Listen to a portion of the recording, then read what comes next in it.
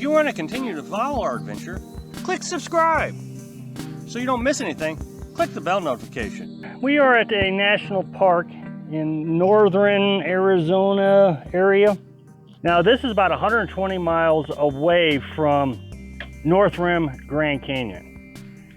This little park here is ran by the National Parks Service. Down here, there are indentations in the rock walls that the Navajo used to live in. And so what they would do is they would build little huts on top of each other, like apartment buildings. And families would live in these little huts. There is a 5-hour guided hike by the Rangers Department, and that you can go down. But you got to get down there by 8:15. And so, you know, we won't do the hike.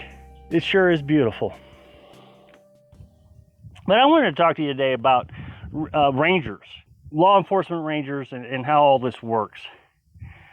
I get a lot of comments. Anytime I say, okay, you know, we ran into some sort of trouble, people will immediately comment, well, you should have called the Rangers. You should have called the Rangers. You should have called the Rangers. Well, here in the West, New Mexico, and in this spot here in Arizona, is ran by the National Parks Service.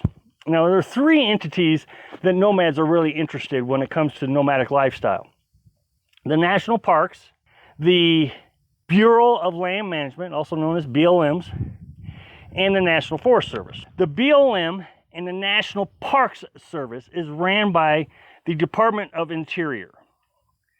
The National Forest Service is ran by Department of Agriculture.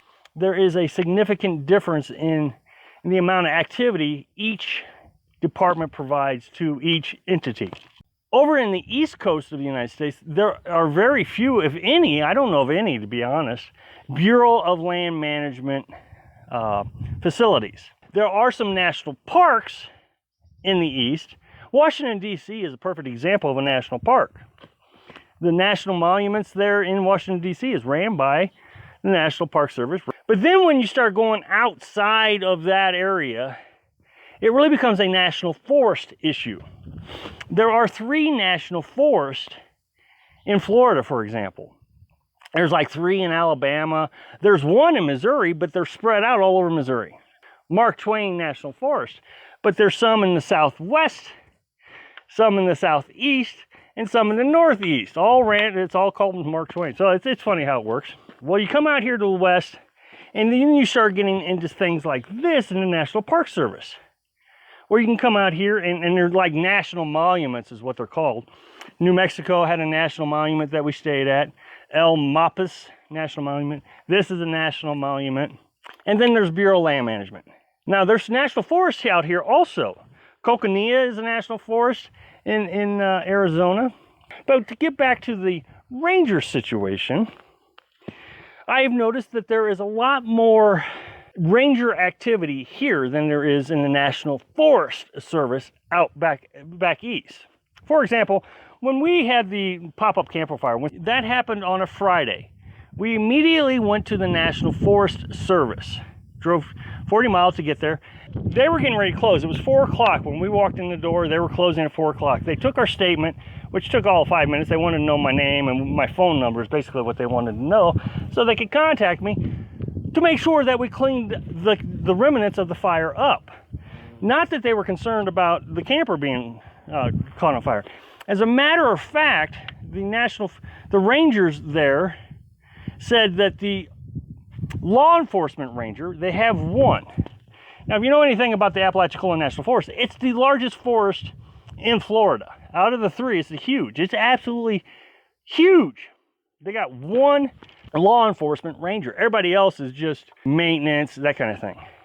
Well, he was in a training seminar in Alabama or Georgia, I can't remember which, and so he wasn't going to be back for several weeks.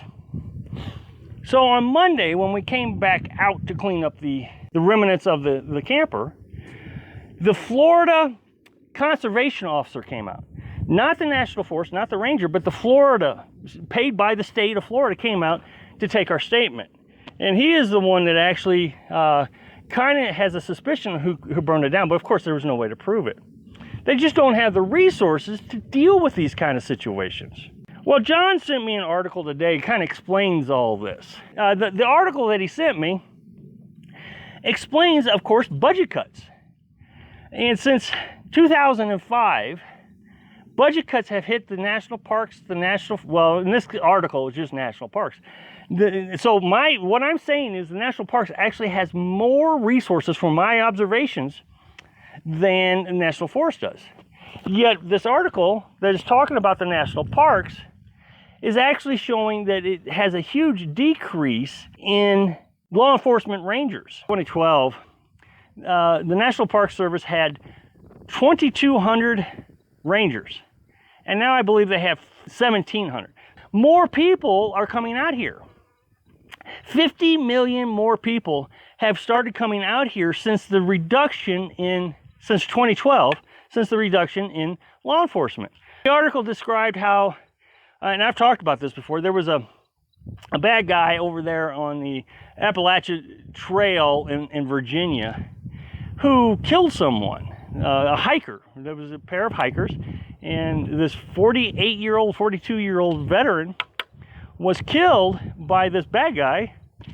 And the Ranger Department said, you know, if we'd had more resources, we probably would have caught this guy, because they actually knew he was out there, but they didn't have the resources. If you think about the vast amount of lands that the Rangers have to patrol, we're expecting Rangers to come out as soon as we have a little problem with our neighbor. There's just not enough of them. Like I said, in that forest, the Apalachicola Forest in Florida has one law enforcement ranger. He's not going to come out to deal with that problem. He's probably more worried about people causing forest fires, harassing the wildlife. So when you come out here, you need to be painfully aware that help is days away. So my point to this is if you're going to want the freedom of living the nomadic lifestyle, you're going to have to expect that freedom comes with you have to take care of yourself. So thanks for watching. Click like if you like the video, and happy travels.